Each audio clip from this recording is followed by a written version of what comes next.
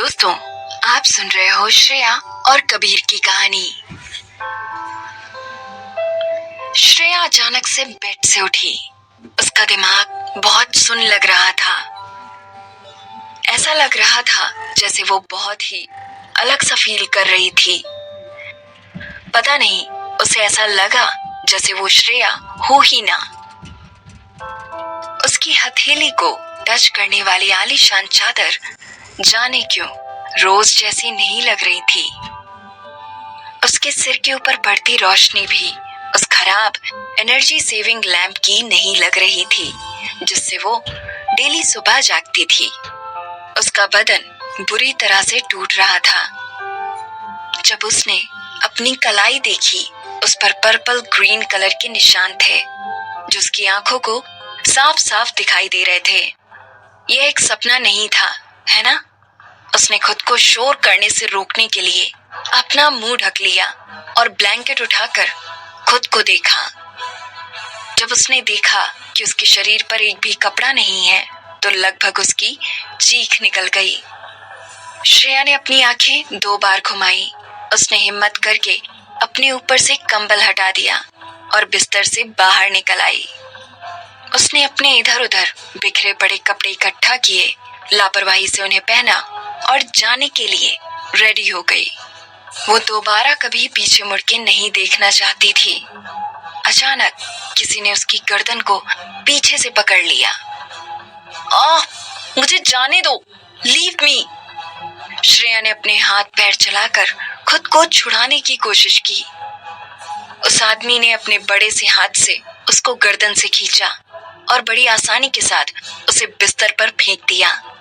जिस तरीके से उस आदमी ने श्रेया के साथ बिहेव किया, उसके बावजूद श्रेया ने जब उस आदमी को आंख उठाकर देखा तो वो शॉक हो गई। उसकी आंखें उस सुंदर चेहरे से हट ही नहीं रही थी, जैसे उसका खुद ही पर बस नहीं चल रहा हो। कितना हैंडसम था वो। उस आदमी की आंखें तो झुकी हुई थी, लेकिन उसका ईगो साफ नजर आ रहा था। उसकी नाक एकदम खड़ी हुई सी थी। उसकी सफेद चमकदार स्किन देखकर श्रेया तक को उससे जलन हो रही थी, जबकि उसकी अपनी खुद की स्किन काफी अच्छी थी। वैसे तो उसने अपनी लाइफ में काफी मर्दों को देखा था, लेकिन उन सभी हैंडसम लोगों के सामने ये बंदा बिल्कुल अलग ही पर्सनालिटी वाला था, जैसे वो भी इसके सामने पानी भरते थे। लेकिन क्या ये वही इंसान था जिसने श्रेया की ऐसी हालत की थी और लास्ट नाइट उसे इतना टॉर्चर किया कि वो खुद अपने होश में नहीं थी? किसने भेजा तुम्हें यहाँ? तुम्हारी हिम्मत कैसे हुई मुझे ड्रग्स देने की? इतनी हिम्मत करने के बावजूद तुम्हें लगता है कि तुम यहाँ से सही सलामत वापस लौट जाओगी? उस आदमी ने श्रेया को कहा, जिसे देखकर ऐसा लग रहा था जैसे उसे कुछ याद ही ना हो। उस आदमी की आंखों में काफी गुस्सा था। उस शख्स के लिए श्रेया एक अनजान लड़की थी। उसकी स्किन काफी गोरी थी, एकदम बर्फ जैसी। साथ ही एक प्यारा सा छोटा चेहरा और 2 बड़ी आंखें। उसकी पलकें आपलक उस आदमी को ही घूरे जा रही थी, जिसका नाम कबीर था। श्रेया अपनी आंखों के साथ अपने सिर को तेजी से हिलाने लगी। कबीर उसको टकटकी लगा के ऐसा करते हुए देख रहा था। वो एक छोटी मोटी एक्ट्रेस थी। काफी मुश्किलों के बाद उसे पता चला था कि एक बहुत बड़ा एक्टर और सेलिब्रिटी देवेश कपूर आज इधर आया हुआ था। इसीलिए वो खास तौर पर कुछ ड्रग्स लाई थी जिससे कोई भी अपना होश खो दे। लेकिन उसने उन ड्रग्स को पानी में मिला दिया था, ये सोच के कि देवेश कपूर का फायदा उठा सकेगी। लेकिन उसने गलत इंसान को ड्रग्स दे दिया था। उसके सामने जो इंसान था वो बेशक बहुत हैंडसम था, लेकिन ये कंफर्म था कि ये टॉप सेलिब्रिटी देवेश कपूर नहीं था। उस आदमी ने दोबारा उसे बाजू से खींच के जमीन पे गिरा दिया। तुम क्या कर रहे हो? What do you think? मैं अभी भी यहाँ पड़ी होती अगर मैंने तुम्हें ड्रग्स दिए होते? तुम्हें जरूर कोई कंफ्यूजन हुआ है। इस वक्त जो इंसान सबसे ज्यादा मुश्किल में है वो मैं हूँ। Got it? गिरने की वजह से उसकी बाजुओं में और उसकी बॉडी के और भी हिस्सों में दर्द हो रहा था। सबसे बदतर उसकी बॉडी के लोअर पार्ट में जो पेन था उसे इग्नोर नहीं किया जा सकता था। गुस्से में वो जोर से चिल्लाई, जिससे मुझे बेहोश करना था वो इंसान कोई और था। तुमसे इस सब का कोई लेना देना नहीं है। तुम्हें लगता है तुम इस लायक हो कि मैं तुम्हें ड्रग दूंगी? मैं यूं ही किसी भी ऐरे गहरे पे हाथ नहीं डालती। मुझे मेरे ड्रग्स के पैसे वापस करो जो तुम पर बर्बाद हो गए। व्हाट? गलत इंसान को ड्रग दे दिया? कबीर कपूर के चेहरे पर टेंशन आ गई। उसकी आईब्रोज तन गई। उसकी काली चमकदार आंखें इस गंदे कपड़े पहने हुए लड़की को घूर रही थी। उसके सफेद अधनंगे कंधे पर उसके घाव और भी ज्यादा उभर कर दिख रहे थे, जैसे उसकी नाजुक सफेद स्किन पे नए फूल खिल रहे हों। कल रात की यादें उसके दिमाग में दोबारा घूमने लगी। उसके पेट का निचला हिस्सा फिर से गर्म हो गया और उसे दोबारा अपने शरीर में एक अलग सा एक्साइटमेंट फील होने लगा। उसने अपनी नजरें उस लड़की से हटाई। उफ, ये लड़की, इसकी हिम्मत कैसे हुई मुझे ड्रग देने की, वो भी इतना तेज असर करने वाला ड्रग। उसके कुछ पलों की बेसुधी ने श्रेया को फायदा उठाने का मौका दिया। वो अंधाधुन तेजी से बेड से जंप करते हुए उतरी और उस लड़के को खुद से दूर धकेल दिया। बिना पीछे मुड़ के देखने की हिम्मत किए वो वहां से भाग गई। उसकी सिसकियां सुनने पर वो चिल्लाई, क्या देख रहे हो तुम? अपना काम करो, खुद को देखो। तुम? कबीर कपूर पीछे मुड़कर उसे पकड़ने ही वाला था कि उसे अपने शरीर में कुछ अलग ही तरह की बेचैनी महसूस हुई। Damn it! उसने जोर से चिल्लाया। उसने फिर कसकर अपनी मुट्ठी बंद की और खुद को रोकने की कोशिश की। बाहर से तेज आवाजें अंदर आने लगी। रजत ने पीछे मुड़कर देखा, क्योंकि वो इतना ज्यादा हैरान हो गया था कि उसका मुंह तक बंद नहीं हो पा रहा था। ये अभी अभी यहाँ क्या हुआ? बाकी सब बातों में सबसे हैरानी वाली बात ये है कि एक लड़की ये बिखरे हुए से मैले कुचैले से कपड़े पहन के सर के कमरे से बाहर क्यों भागी? रजत, जो कि कबीर का असिस्टेंट था, उसने कमरे में घुसते ही कबीर से कहा, सर, वो दूसरे साहब ने फोन किया था आपसे ये पूछने के लिए कि आपको ये कमरा ठीक लगा या नहीं, लेकिन कल रात आप जैसे ही कमरे में आए आप तुरंत सो गए थे और सब ऑर्डिनेट्स ने आपको परेशान करना ठीक नहीं समझा। असिस्टेंट ने प्रेसिडेंट सर को आपके शेड्यूल के बारे में इन्फॉर्म कर दिया है। वो आपका इंतजार कर रहे हैं। और सर, वो जो लड़की मैंने पहले देखी, वो... अपना मुंह बंद करो। कबीर कपूर ने अपनी आंखें ऊपर उठाई। उसकी आंखें गुस्से से बड़ी हो रही थीं। रजत ने तुरंत ही अपने सारे सवालों और शक को अपने अंदर ही खत्म कर दिया। ये सवाल जो उसके मन में कभी होने ही नहीं चाहिए थे। कबीर ने बेडरूम में अपने शरीर को तब तक जोर से रगड़ा जब तक उसकी स्किन पे घाव नहीं हो गए। उसके बाद ही उसने खुद को आईने में देखा और जोर से चिल्लाया, आह! सर, मैडम आई हैं। रजत ने धीमी आवाज में कबीर को याद दिलाते हुए बाथरूम के बाहर से कहा। उसकी आवाज में घबराहट साफ जाहिर थी। कबीर ये सुनते ही जम गया। उसकी माँ का ऐसे वक्त पर आना कोई गुड न्यूज तो बिल्कुल भी नहीं थी। कबीर ने दरवाजा खोल के देखा तो बाहर जो स्टाइलिश औरत खड़ी थी वो सदमे में उस बिखरे हुए बेड को देख रही थी। बिखरी हुई बेडशीट जो बिल्कुल भी ढंग से बिछी हुई नहीं थी, किसी को भी साफ इशारा कर दे कि कल रात उस कमरे में क्या हुआ होगा। कबीर की आंखें काली पड़ गई थीं। उसने बाथरोब उठाया और अपनी बॉडी पर जल्दी से उसे ओढ़ लिया। मैं जानता हूँ मॉम, आप क्या पूछना चाहती हैं, लेकिन इस वक्त मेरे पास बिल्कुल वक्त नहीं है। मैं आज बहुत बिजी हूँ। आखिर कविता कैसे नहीं पूछती, वो अपने इमोशंस को अपने चेहरे पे आने से कैसे रोक सकती थी। कबीर को देखते हुए उन्होंने बेड की तरफ इशारा करके पूछा, कबीर, मैं सब पहले से ही जानती हूँ, तुम किसी लड़की के साथ सोए हो यहाँ। कबीर ने गुस्से में दरवाजा खोला और रूखी आवाज में बोला, क्या खुद को इस मामले से दूर रख सकती हैं आप? मैं कैसे फिक्र ना करूं कबीर, तुम्हें इस लड़की से जरूर शादी कर लेनी चाहिए। तुमने जो उस लड़की के साथ किया, तुम्हें अपनी जिम्मेदारी का एहसास होना चाहिए। कबीर जानता था उसकी माँ यही कहेंगी। मॉम, मैं उस लड़की से शादी नहीं करूंगा। मैं पागल नहीं हूँ, मैं उसे जानता तक नहीं, मुझे उसका नाम तक नहीं पता। वो बस एक अजनबी थी। उसका नाम श्रेया है। वो 23 साल की है। वो सिंघानिया ग्रुप के सिंघानिया खानदान की नाजायज बेटी है। उसकी 2 बड़ी बहन और एक छोटा भाई है। उसकी माँ जब श्रेया छोटी थी तभी मर गई थी और उसका बाप उसकी फिक्र नहीं करता।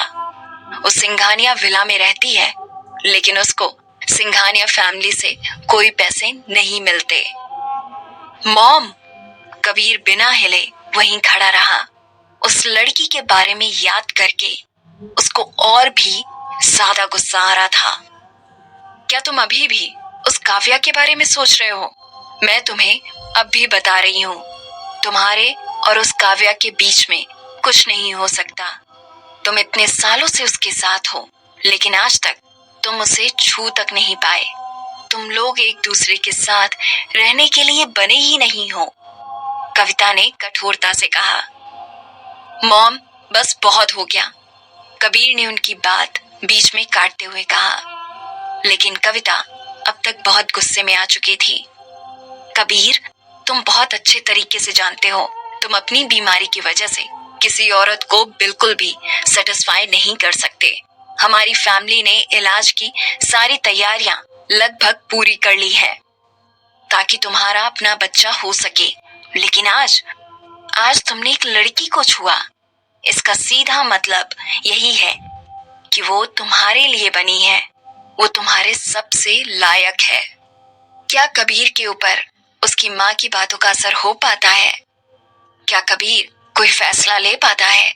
ये जानने के लिए सुनते रहिए मुझे, यानी आरजे खुशी को।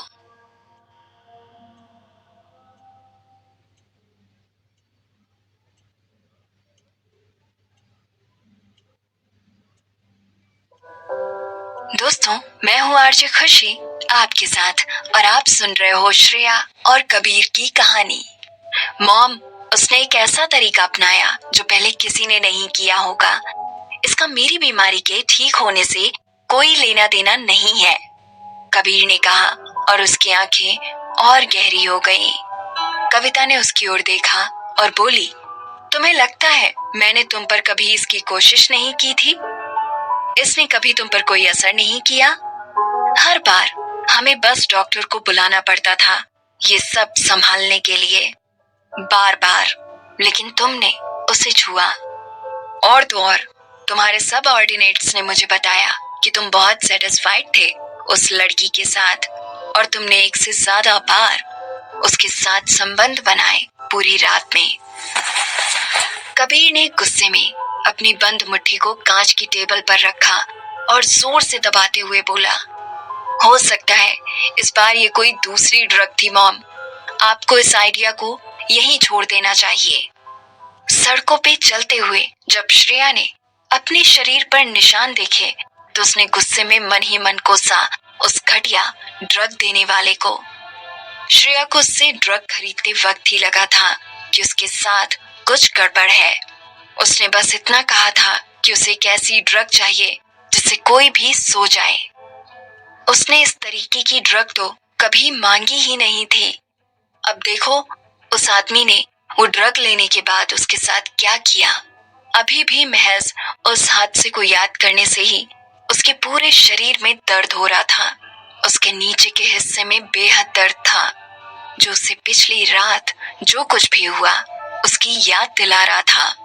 उस दरिंदे ने उसे पिछली रात कई बार सताया था, तब तक टॉर्चर किया था जब तक कि वो बेहोश नहीं हो गई और उसे और कुछ भी याद नहीं रहा।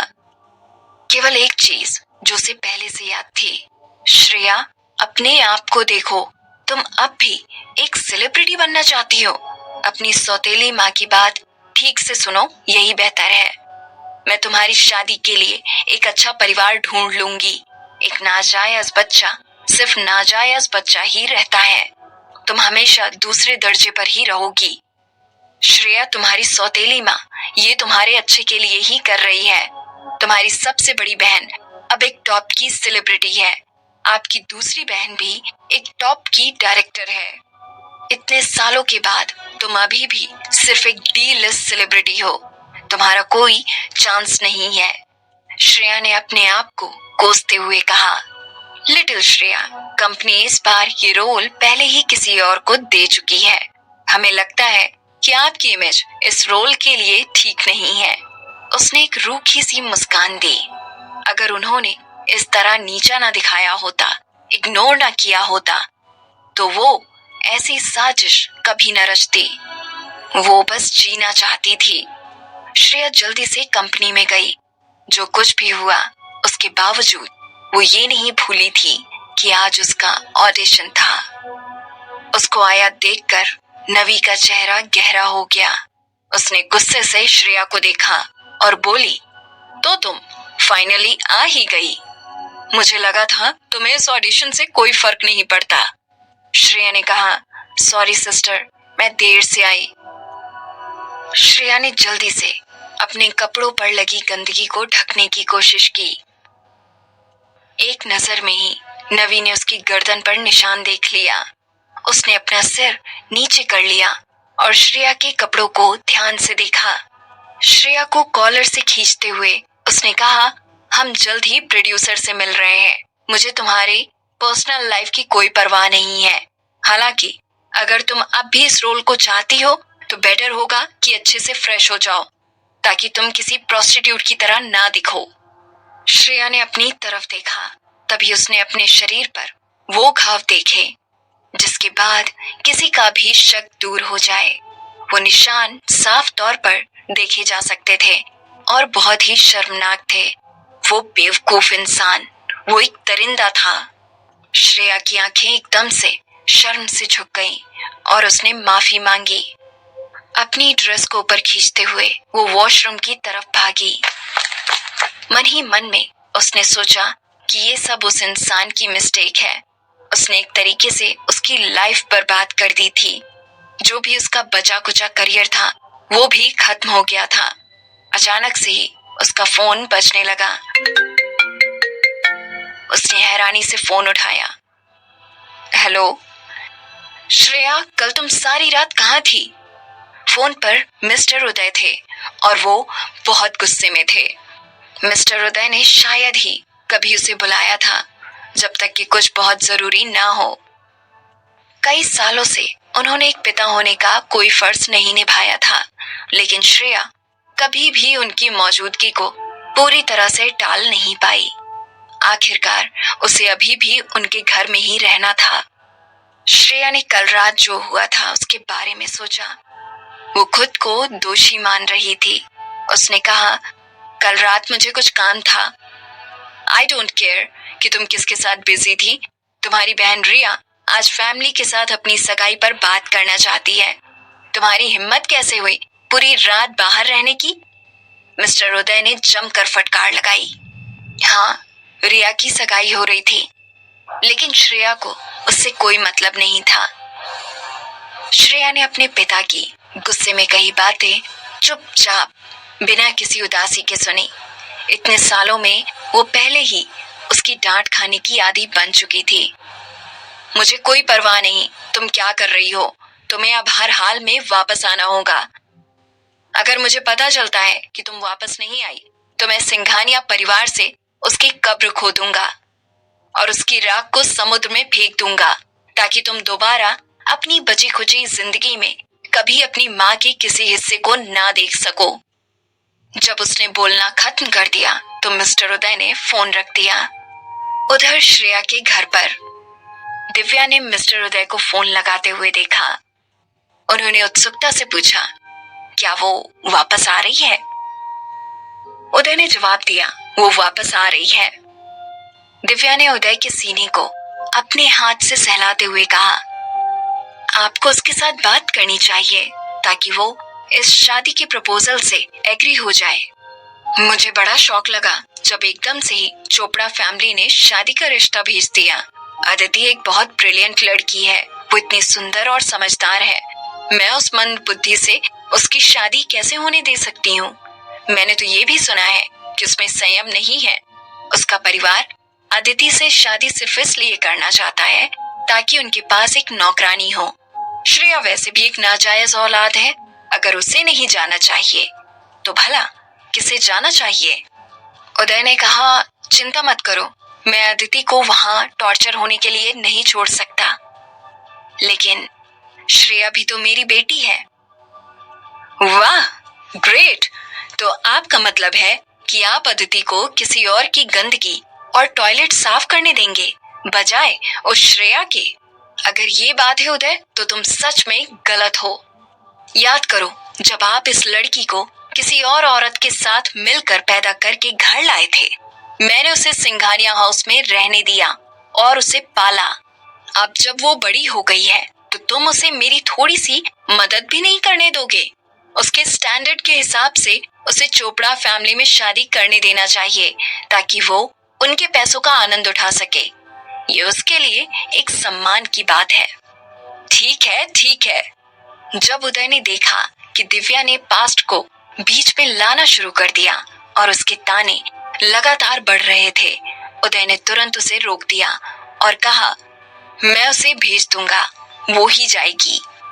उदय वास्तव में झिझक रहा था, लेकिन श्रेया के अलावा उनके पास और कोई ऑप्शन था भी नहीं, इसीलिए वो मान गए। वो चोपड़ा परिवार को नाराज नहीं कर सकते थे। हालांकि उनका बेटा एक मंद बुद्धि था, लेकिन कम से कम उसके पास बहुत सारे पैसे तो थे। श्रेया का उस परिवार में शादी करना उनके लिए काफी फायदेमंद हो सकता था। फिर नौकर ने घर के बाहर से फोन किया, सर, मैडम, मिस श्रेया वापस आ गई हैं। नौकर ने श्रेया से कहा, सर और मैडम अंदर आपका इंतजार कर रहे हैं। रिया मैडम आज अपनी सगाई पर बात कर रही हैं, इसीलिए आपके जीजा जी भी यही हैं। श्रेया ने हैरान होकर घर के नौकर की ओर देखा। राहुल यहाँ आया हुआ है? नौकर ने कहा, हाँ, वो अभी अभी आए हैं, बस अभी अभी अंदर गए हैं। हैरानी की बात है, श्रेया जल्दी से घर के अंदर गई, लेकिन एक पल में ही रुक गई। अंदर राहुल और रिया हॉल में एक साथ खड़े थे। उनके लिप्स लगभग एक दूसरे को छू रहे थे। उन्हें परेशान करने का वो ठीक समय नहीं था। श्रेया वहां चुपचाप खड़ी थी। जब वो आखिरकार पीछे मुड़ने लगी तो उसके चेहरे पर एक जोरदार तमाचा लगा, जिसने लगभग उसे जमीन पर गिरा दिया। उसके गाल में जलन हो रही थी। दिव्या ने उसे पकड़ा और एक कमरे में खींच के ले गई। दरवाजा बंद करने के बाद दिव्या पीछे मुड़ी और उसने गुस्से में श्रेया को देखा, जैसे श्रेया ने कोई गलती की हो। दिव्या ने उसकी तरफ अपनी उंगली उठाई और बोली, बेशरम, वैश्या कहीं की। तुम्हें क्या लगता है मैंने देखा नहीं कि तुम क्या कर रही थी? वो तुम्हारी बहन का पति है। तुम इतनी गिरी हुई कैसे हो सकती हो? तुम्हारी हिम्मत भी कैसे हुई उसे अपनी तरफ आकर्षित करने की कोशिश करने की? श्रेया वहीं खड़ी रही, जैसे उसके पांव जमीन से हिल ही नहीं पा रहे हों। अपने गाल को पकड़े हुए उसने दिव्या को देखा और बोली, अगर मुझे उन्हें आकर्षित ही करना होता तो मैं वहां खड़े होकर बस देखती नहीं रहती। दोस्तों, मैं हूँ आरजे खुशी। इस कहानी में आगे क्या हुआ जानने के लिए सुनते रहिए कहानी लव कॉन्ट्रैक्ट। दोस्तों, मैं हूँ आरजे खुशी। इस कहानी में आगे क्या हुआ आइए जानते हैं। दिव्या बिल्कुल गुस्से में थी। श्रेया वहां से निकलने ही वाली थी कि दिव्या ने उसे कंधे से पकड़ा और सीधे जमीन पर गिरा दिया। क्या तुमने खुद को नहीं देखा है? हमने अच्छे से इतने लंबे समय तक तुम्हारी देखभाल की है। तुम्हारी हिम्मत कैसे हुई मुझसे जुबान लड़ाने की? हमने तुम्हें तुम्हारी उस पागल माँ के साथ सड़कों पर मरने से बचाया। तो क्या हुआ अगर मैंने तुम्हें मारा? श्रेया की गर्दन पर निशान दिव्या को साफ साफ दिखाई दिए। वो नजारा उसकी आंखों के लिए बहुत ही शर्मनाक था। दिव्या ने किसी पागल इंसान की तरह कहा, ठीक है श्रेया, मुझे पता था कि तुम्हारे इरादे हमारे परिवार के लिए बुरे ही हैं। तुम भी बिल्कुल अपनी माँ की तरह हो, बस लोगों को बहकाना आता है, सीरियस करना आता है। अगर तुम किसी को बहकाना चाहती हो तो कहीं और जाओ, हमारे घर में खुद को शर्मिंदा मत करो। ओबेरॉय खानदान के होने वाले मालिक हैं राहुल ओबेरॉय। क्या तुम्हें लगता है कि तुम्हारे जैसी वैश्या उनके लिए बहुत अच्छी पसंद है? वो तुम जैसी लड़की पे एक नजर तक नहीं डालेंगे। दिव्या के थप्पड़ ने श्रेया को बिल्कुल भी दुखी नहीं किया। हालांकि ये छोटी सी बात उसके दिल को चीरने के लिए काफी थी। इतना होने के बावजूद श्रेया हंसने लगी। उसने अपने कपड़े अपने कंधों को ढकने के लिए ऊपर की ओर खींचे और ऐसे दिखाते हुए जैसे उसे कोई फर्क नहीं पड़ा वो बोली, अगर आपको लगता है कि मैं उसके लिए अच्छी नहीं हूँ और इतना ही नहीं कि वो मुझे देखेगा तक नहीं, तो आपको इतनी परेशानी क्यों हो रही है? दिव्या ने बाहर से कुछ शोर सुना। राहुल और रिया कुछ बात कर रहे थे। उनकी बातचीत और हंसी ने उन्हें थोड़ा परेशान कर दिया। पकड़े जाने के डर से दिव्या ने अपनी आवाज धीमी की और श्रेया के पास गई। उसने धमकी देते हुए कहा, अपनी चाल चलना बंद करो, समझी ना? उसने थोड़ी देर के लिए सोचा और फिर बोली, चोपड़ा परिवार के लोग बाद में आ रहे हैं अपने दूसरे बेटे राघव के साथ। ये मत सोचो कि मुझे तुम्हारी चिंता नहीं है, मैं तुम्हें बाद में उससे मिलने दूंगी। चोपड़ा परिवार की अच्छी रेपुटेशन है, अच्छा बैकग्राउंड है। अगर तुम उनके परिवार में शादी करती हो तो तुम्हारी किस्मत बदल जाएगी, सारी जिंदगी आराम से रहोगी। श्रेया की आंखें खुली की खुली रह गईं। बेशक वो जानती थी कि चोपड़ा परिवार का दूसरा बेटा कौन था। तो तुम चाहते हो कि मैं उस मंदबुद्धि पागल से शादी करूं? और उन्होंने ये दावा किया कि वो उसके लिए चिंता करती हैं। श्रेया ने विरोध किया, क्या तुम नहीं करना चाहती? अगर तुम्हें इतनी ही पड़ी है तो उससे खुद शादी कर लो। मैं कठपुतली नहीं हूँ जो तुम्हारे इशारों पे नाचूं, जिसे तुम अपनी बातों में बहला फुसला लोगी। श्रेया ने झटके से दरवाजा खोल दिया। ये देखकर दिव्या ने उसे अपनी पूरी ताकत के साथ उसे वापस पकड़ लिया। श्रेया बिना कुछ सोचे समझे घूमी और दिव्या को एक तरफ धकेल दिया। जमीन पर गिरते ही दिव्या ने गुस्से में कहा, श्रेया, अगर तुमने यहाँ से जाने की हिम्मत की तो मैं ये पूरे यकीन के साथ कह सकती हूँ कि तुम्हारे पिता तुम्हारी माँ की राख को इस घर के बाहर फेंक देंगे। श्रेया परेशान होकर तेजी से वहां से भाग गई। दूसरी तरफ उधर कबीर कपूर को जल्दी ही कपूर फैमिली के बंगले पर वापस बुलाया गया। स्वाभाविक रूप से इस घटना के बारे में कबीर के दादा मिस्टर अशोक कपूर को बताया गया, जो परिवार के मुखिया भी थे। कबीर अपनी बात पर टिका रहा। उसने अपने दादाजी की तरफ देखा और उनसे पहले बोला, दादाजी, मॉम को सिचुएशन के बारे में बिल्कुल भी नहीं पता है। वो नहीं समझ पा रही। वो लड़की और मैं एक साथ अपनी मर्जी से नहीं सोए थे। वो सिर्फ एक दुर्घटना थी। कबीर, तुम इतने जिद्दी क्यों हो? इसके बारे में सोचो। क्या उससे शादी करना तुम्हारे लिए सच में इतना मुश्किल होगा कि तुम सहन नहीं कर पाओ? तुम पहले ही उसके साथ सब कुछ कर चुके हो। क्या तुम्हें उस एहसास की जरा भी याद नहीं आती?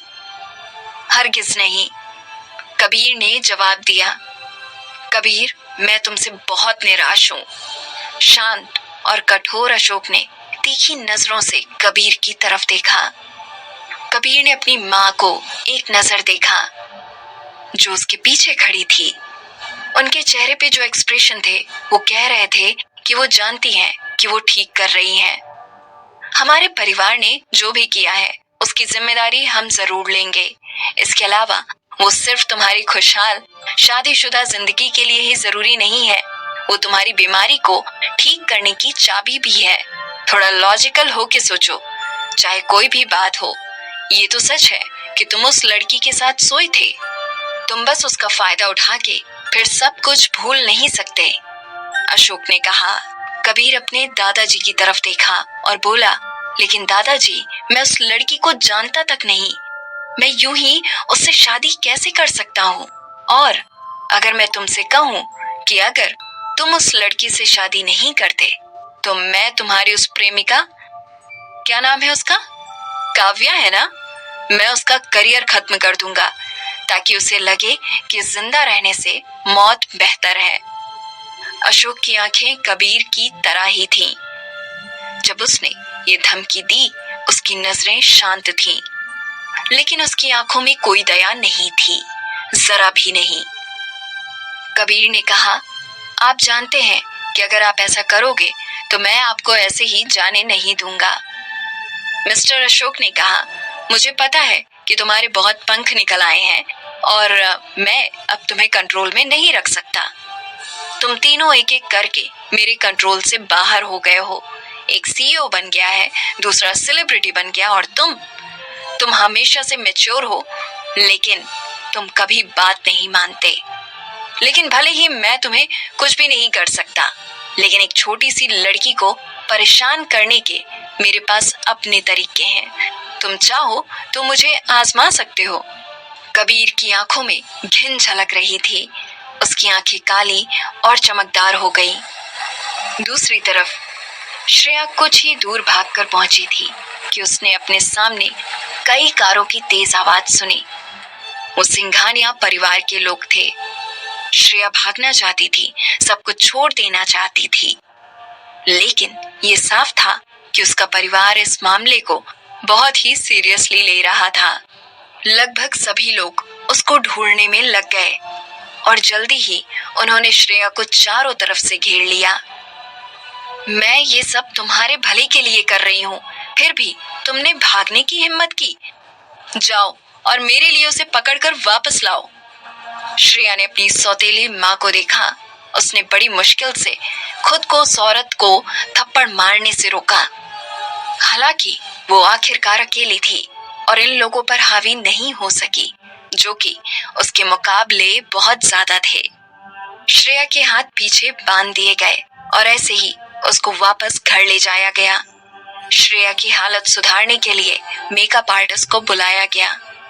उसकी सौतेली माँ उसे ऐसे देख रही थी जैसे अभी उसका कत्ल कर देगी। उसने बढ़िया कर से श्रेया को डांट लगाते हुए कहा, तुम्हें क्या लगा था, तुम बहुत चालाक हो, यहाँ से भागने चली थी ना। देखो, तुम्हारे लिए बेहतर होगा कि जल्दी से तुम तैयार होकर उस राघव चोपड़ा के सामने आओ। श्रेया ने गुस्से में अपने दांत पीसे और अपने हाथ छुड़ाने की कोशिश की, लेकिन कुछ फायदा नहीं हुआ। जब दिव्या ने श्रेया को तैयार होने के बाद देखा तो उसने मन ही मन सोचा, ये डायन तैयार होके बहुत सुंदर लगती है। इसका ये भोला सा चेहरा किसी भी आदमी को इसके बारे में सोचते रहने पे मजबूर कर दे। उसने मन ही मन सोचा कि इसकी शादी किसी भी हाल में चोपड़ा खानदान में हो जानी चाहिए, वरना ये हमेशा राहुल के आसपास रहेगी। और अगर गलती से भी राहुल को इससे प्यार हो गया तो कहीं वो रिया की जगह इससे शादी ना कर ले। बाहर किसी ने राघव के आने की बात की।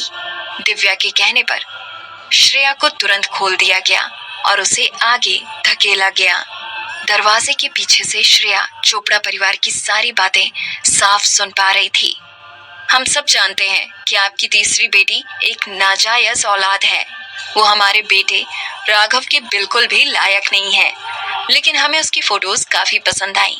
हमारी फैमिली में शादी करने के बाद जब वो हमारे वंश को आगे बढ़ाने में मदद करेगी, उसको भविष्य में बहुत फायदा होगा। बच्चा पैदा करना, श्रेया ने नाक सिकोड़ते हुए मन ही मन सोचा, क्या उसको बस एक बच्चा पैदा करने की मशीन के तौर पर देखा जा रहा है?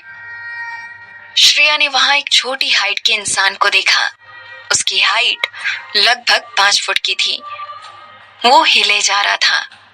अपना सिर इधर से उधर घुमाकर कभी कमरे को कभी छत को देख रहा था।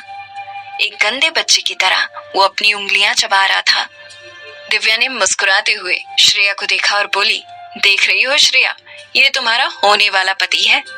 तुम्हारी जिंदगी के खूबसूरत दिन बहुत जल्द ही आने वाले हैं। ऑफ कोर्स श्रेया को साफ दिख रहा था कि वो उसका मजाक उड़ा रही है। उसकी आवाज में अकड़ थी। अचानक ही राघव को पागलपन का दौरा आया। वो जोर जोर से रोने लगा और अपने साइड में बैठे हुए लोगों पर कूद पड़ा। वहां मौजूद सभी लोग हैरान परेशान हो गए। दोनों परिवारों के लोगों ने उस पागल को सभी तरफ से घेर लिया। दिव्या हक्की बक्की रह गई। जिस तरीके से उस पागल ने ये हरकतें की और जैसा वो दिख रहा था, वो उसे इतना घिनौना लगा कि उसे लगभग उल्टी ही होने वाली थी। लेकिन शुक्र है भगवान का कि इस पागल से शादी अदिति को नहीं बल्कि अब श्रेया को करनी थी, वरना तो दिव्या गुस्से से मर ही जाती। फिर उसने पीछे मुड़ के देखा तो उसके आसपास कोई नहीं था। श्रेया, कहाँ गई ये लड़की? उसके पीछे जाओ, उसको पकड़ कर लाओ। दिव्या की आंखों में अब घिन की जगह गुस्सा था। उसकी शक्ल पर गुस्सा साफ दिख रहा था। श्रेया नहीं जानती थी कि कैसे, लेकिन वो वहां से भाग आई थी। वो बस इतना जानती थी कि वो अब फाइनली अकेले थी। उसके फेफड़े दौड़ दौड़ कर फटने वाले थे। लेकिन ठीक उसी वक्त उसने एक कार को यूं ही रोड के साइड में खड़े देखा। श्रेया का सिर घूमना बंद हो गया। कार के शीशे के पीछे उसको कबीर कपूर की घटिया शक्ल दिखी। दोस्तों, मैं हूँ आरजे खुशी और आप सुन रहे हो श्रेया और कबीर की कहानी। इस कहानी में आगे क्या हुआ जानने के लिए सुनते रहिए मुझे। तो सुना रही हूँ एक कहानी श्रेया की, और अब उसकी लाइफ में मोड़ आने वाला है। कौन सा है वो मोड़, आइए जानते हैं। मैं तुमसे शादी नहीं कर रही, उस आदमी ने रूखेपन से कहा। मुझे तुमसे बात करनी है। श्रेया ने हिचकिचाते हुए अपनी गर्दन ऊपर उठाई और पूछा, तुमने मुझे ढूंढा कैसे? जब वो उसकी कार में बैठी तो उसने उसके परफेक्ट चेहरे को देखा और दोबारा उसको देखकर मोहित हो गई। बहुत दुख की बात थी कि उसकी पर्सनालिटी उसके सुंदर चेहरे से बिल्कुल मेल नहीं खाती थी, लेकिन उसने श्रेया की तरफ देखा तक नहीं। वो आराम से साइड पे देखता रहा और पूछा, मैं तुम्हें कितने पैसे दूं जिससे तुम मुझसे शादी कर लो? क्या श्रेया ने कुछ गलत सुन लिया था? कबीर ने कहा, जो हमने किया हम उसे बदल तो नहीं सकते, तो अब मुझे अपनी जिम्मेदारी पूरी करनी है तुमसे शादी करके। मुझे नहीं लगता इसकी कोई जरूरत पड़ेगी। श्रेया को लगा कि कबीर उसके साथ मजाक कर रहा है। उसने एकदम से अपनी गर्दन श्रेया की तरफ घुमाई, जैसे वो जानता हो कि वो क्या सोच रही है, और बोला, मैं मजाक नहीं कर रहा, मुझे तुमसे सच में शादी करनी है। अगर तुम हाँ कहो तो हम अभी के अभी शादी कर सकते हैं। मेरी सलाह मानो तो इस मौके को हाथ से जाने मत दो। श्रेया को कुछ समझ नहीं आया कि वो क्या बोले। वो जोर जोर से हंसने लगी। ये इंसान ऐसे बात कर रहा था जैसे उससे शादी करना कोई बहुत बड़ी बात थी। लेकिन वो देवेश कपूर नहीं था, जो कि असल में उसी का छोटा भाई था। अगर वो उससे शादी कर पाती तो जरूर उसको अपना नाम बाहर लाने के लिए इतनी मेहनत नहीं करनी पड़ती। तुमसे शादी करके मुझे क्या फायदा होगा? श्रेया ने कहा। श्रेया की आंखों को देखकर कबीर को बहुत गुस्सा आया। उसने कहा, अगर तुम मेरी पत्नी होगी तो मैं तुम्हारे सारे खर्चे उठा सकता हूँ, मैं तुम्हें रहने की जगह दे सकता हूँ। अगर तुम्हारा कोई बॉयफ्रेंड वगैरह है या कोई है जिसे तुम पसंद करती हो तो मैं तुम्हें हमारा डिवोर्स होने पर इतने पैसे दूंगा कि कोई भी आदमी तुम्हें नीची नजरों से ना देख सके। और तो और, तुम्हें कोई परेशानी हो तो मैं उसको भी दूर कर सकता हूँ। भरोसा करो, ये तुम्हारे लिए हर तरीके से फायदेमंद ही है। तुम्हें अपने डिसीजन पर पछतावा नहीं होगा। पहले कबीर की शुरुआती बातों को सुनकर श्रेया को लगा कि अब ज्यादा ही मजाक हो रहा है, लेकिन जब उसने आखिरी शर्त सुनी तो वो थोड़ा सा सोचने लगी। बेशक अगर वो कबीर से शादी कर लेती है तो उसको दोबारा उस सिंघानिया परिवार में जाना नहीं पड़ेगा और उस पागल राघव से शादी नहीं करनी पड़ेगी। लेकिन क्या ये सचमुच उसकी मदद कर सकता था? तो तुम्हारा मतलब है कि हम आखिर डिवोर्स ही लेंगे? श्रेया ने पूछा। वो अभी से डिवोर्स के बारे में सोच रही थी, लेकिन वो सही थी, क्योंकि ये शादी उसके हिसाब से हो रही थी, तो आने वाले वक्त में होने वाली बातों को वो इग्नोर नहीं कर सकती थी। कबीर ने हाँ में अपना सिर हिलाया। हाँ, मैं तुम्हें डिवोर्स दूंगा, लेकिन तब तक तुम्हें मेरे साथ कोऑपरेट करना होगा। मैं कोई सही बहाना ढूंढ लूंगा तुम्हें तलाक देने का, और मैं पूरी कोशिश करूंगा कि हमारी इज्जत पर कोई फर्क ना पड़े। लेकिन हाँ, मैं तुम्हें याद दिला दूं कि हम एक कॉन्ट्रैक्ट साइन करेंगे। तुम उसके अलावा और कोई फायदा नहीं ले सकती। तुम बहुत रूड हो, मुझे तुमसे और कोई फायदा नहीं चाहिए। श्रेया की पेशेंस खत्म हो गई थी। कबीर ने अपनी गाड़ी का दरवाजा खोलते हुए कहा, हमें इस शादी में किसी मैनर्स की जरूरत नहीं है। ऐसा तो है नहीं कि हमें सारी जिंदगी साथ रहना है, लेकिन क्या तुम श्योर हो कि हम पक्का शादी कर रहे हैं? तुम जानते हो कि हम बस मिले ही हैं, एक दूसरे को बिल्कुल भी नहीं जानते समझते। श्रेया अभी भी कुछ समझ नहीं पा रही थी। उसे अभी भी भरोसा नहीं हो रहा था। कबीर ने उसे घूरते हुए कहा, और क्या जानना बाकी है एक दूसरे के बारे में? मैं तुम्हारे शरीर के हर हिस्से, हर कोने के बारे में सब कुछ जानता हूँ। तुम? श्रेया गुस्से में लाल हो गई, उस रात के बारे में सोचने भर से। वो सिर्फ मेरे अकेले की गलती नहीं थी, मैं पहले भी तुम्हें समझा चुकी हूँ। आखिर थी तो वो एक लड़की ही। उसने गुस्से में कबीर को घूरा, लेकिन उसके चेहरे के भाव नहीं बदले।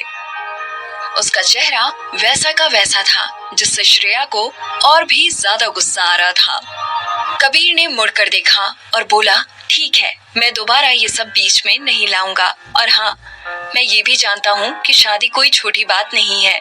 मेरी पत्नी के नाते मैं वादा करता हूँ कि मैं तुम्हें इज्जत दूंगा और हमारी जिंदगी जितनी हो सके उतनी सुकून भरी बनाऊंगा। मैं इस शादी में तुम्हें फंसाना नहीं चाहता, सिर्फ इसलिए मैंने ये डिसीजन लिया है। मैं इसको सच में सीरियसली लूंगा। कबीर के फेस पर एक तरह की शांति थी, कुछ बहुत ही अच्छा था। शायद यही वो बात थी जिसकी वजह से श्रेया को लगा कि उससे शादी करना इतना बुरा आइडिया भी नहीं है। उसने बिना कुछ बोले हाँ में सिर हिलाया। कबीर ने चैन की सांस ली।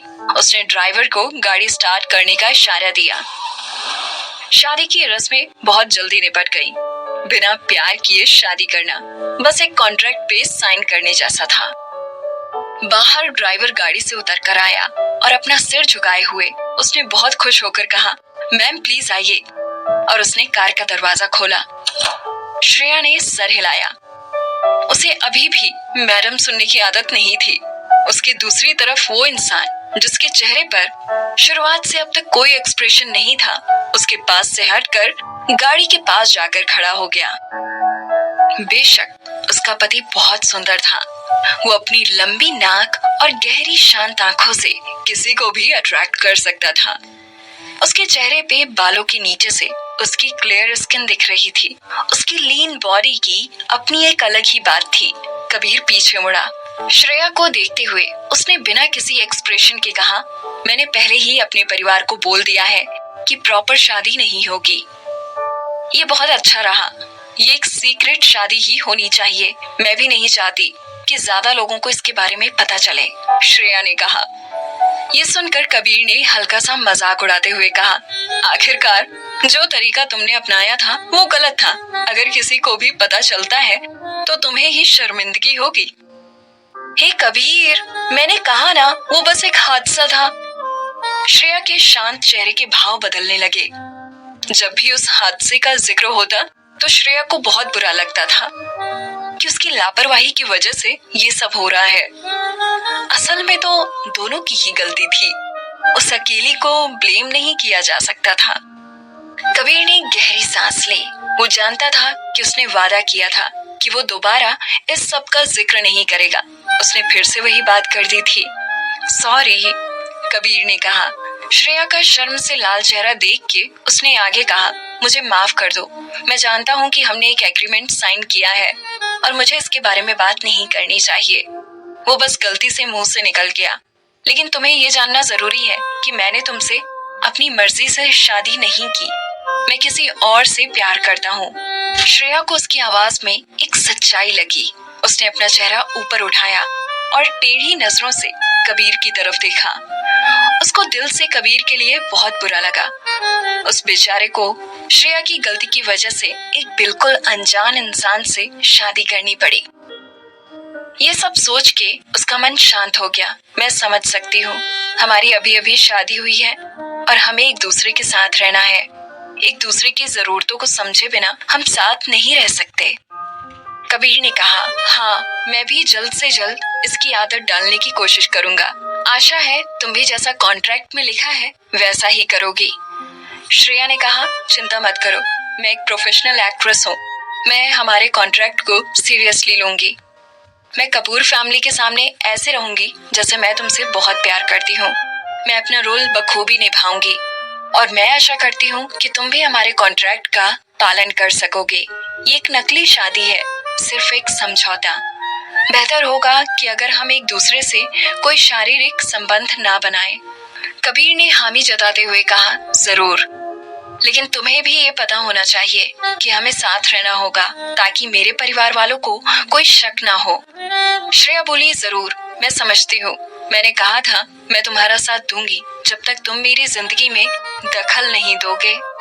चिंता मत करो, मैं कभी भी ऐसी लड़कियों में इंटरेस्टेड नहीं था जिनको ढंग से रहना तक नहीं आता, जिनमें जरा भी मैनर्स ना हो। कबीर ने श्रेया की तरफ देखकर कहा, हाँ, ये अच्छा है। न ही मुझे उन पुरुषों में दिलचस्पी है जो भेड़ की खाल में भेड़िए होते हैं, जिनको बिस्तर में कुछ करना नहीं आता सिवाय जोर जबरदस्ती के और अपनी शक्ति इस्तेमाल करने के। श्रेया ने बिना डर के कहा। कबीर की शक्ल पर गुस्से के बादल छा गए। जब उसने श्रेया को देखा तो गुस्से से उसकी आंखें जल गईं। श्रेया का इस तरह से उसके बारे में बोलना, उसको बेइज्जती करना बिल्कुल भी ठीक नहीं लगा। श्रेया की लाइफ में ये कॉन्ट्रैक्ट क्या क्या अड़चने लाता है, ये जानने के लिए सुनते रहिए मुझे यानी आरजे खुशी को।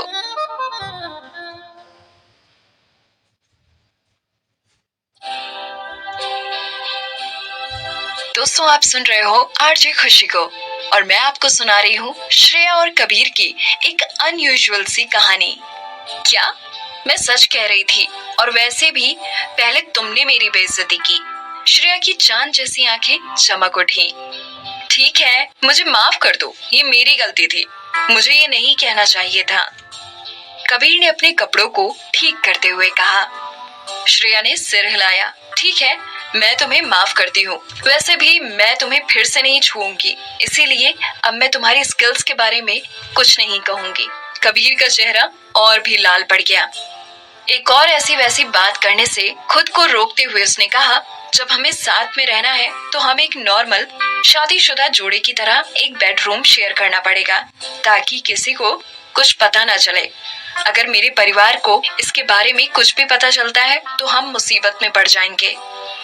मैं तुम्हारी आजादी का सम्मान करूंगा, तुम दोस्त बन सकती हो और मैं तुम्हारी प्राइवेसी में भी दखल नहीं दूंगा। मैं किसी चीज के बारे में तब तक नहीं पूछूंगा जब तक वो मेरी रेपुटेशन के साथ समझौता नहीं करे। श्रेया ने कहा, चिंता मत करो, मेरे पास मेरी प्रोफेशनल एथिक्स हैं। अब क्योंकि मैं तुमसे शादी कर चुकी हूँ, मैं ऐसी कोई लापरवाही नहीं करूंगी। मैं किसी और मर्द के साथ संबंध नहीं बनाऊंगी। वैसे भी जल्दी हम तलाक ले ही लेंगे। मैं ये सब कम से कम कुछ सालों के लिए सहन कर सकती हूँ। कबीर ने कहा, ठीक है, सौदा तय रहा, डील। हालांकि वो अब शादीशुदा थे, लेकिन असल में वो बस दो अजनबी थे जिन्होंने शादी के कॉन्ट्रैक्ट पर साइन करे, वो थे। कबीर ने दोबारा अपनी नई दुल्हन को देखा तक नहीं, जैसे ये बस कोई मिशन था जो उसने पूरा कर लिया, बल्कि उसने अपना सिर घुमाया और बाहर से अपने पीछे आ रहे लोगों की तरफ इशारा किया। श्रेया कबीर के पीछे चलती रही। उधर एक 3 मंजिला विला था।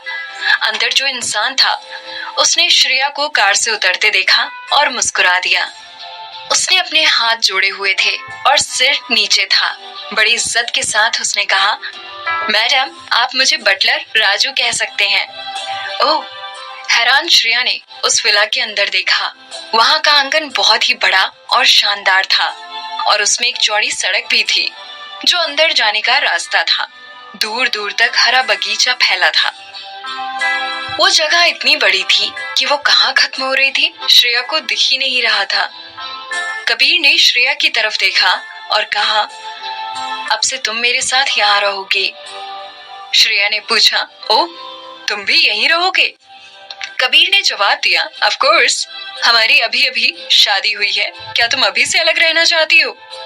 श्रेया ने कहा, नहीं, मैं तो बस पूछ रही थी, तसल्ली कर रही थी। उसकी तरफ देखते हुए कबीर ने कहा, मेरे माँ बाप यहाँ कम ही आते हैं, तुम जैसे चाहो नौकरों से काम करवा सकती हो। अगर तुम्हें घर में कुछ पसंद नहीं आया तो राजू को बता देना, हिचकिचाना मत, तुम जो चाहो वो बदल सकती हो, सिवाय बेडरूम और स्टडी रूम के। ऐसा करना कितना रूड होगा। श्रेया ने कहा, नहीं, मुझे किसी चीज से कोई दिक्कत नहीं है, रेनोवेट करना बहुत मुश्किल काम होगा। कबीर रुका और दूर से उसने श्रेया को देखा। जिस तरीके से वो मेज के कोने का सहारा लेके खड़ा था वो बहुत एलिगेंट लग रहा था। शायद सुंदर इंसान कुछ भी करे वो सुंदर ही लगता है। कबीर का हाथ मेज पर टिका हुआ था। उसकी पतली उंगलियों में उसने अपना बटुआ पकड़ा हुआ था। उसके हाथ बहुत सुंदर थे, जैसे वो पियानो बजाने के लिए बने हो। कबीर ने कहा, राजू तुम्हें घर दिखा देगा और आई होप तुम्हें इस घर की आदत जल्दी ही हो जाएगी। बटलर राजू जल्द ही श्रेया को घर दिखाने ले गया। उस घर में जरूरत से काफी ज्यादा कमरे थे। नौकरों के कमरे बाहर थे, रसोई पीछे थी और लिविंग रूम सामने था और बेडरूम ऊपर था। उसे लगा कि अगर वो अकेली घर देखती तो पक्का गुम ही हो जाती। हालांकि सिंघानिया परिवार भी काफी इज्जतदार खानदान था, लेकिन उनका घर इससे काफी अलग था। श्रेया ने पीछे मुड़कर बटलर राजू से सवाल किया, क्या ये कबीर का घर है? उसने जवाब दिया, जी हाँ मैडम, और आज से ये आपका भी घर है। श्रेया ने देखते हुए फिर से कहा, कबीर काफी अमीर लगते हैं। जी मैडम।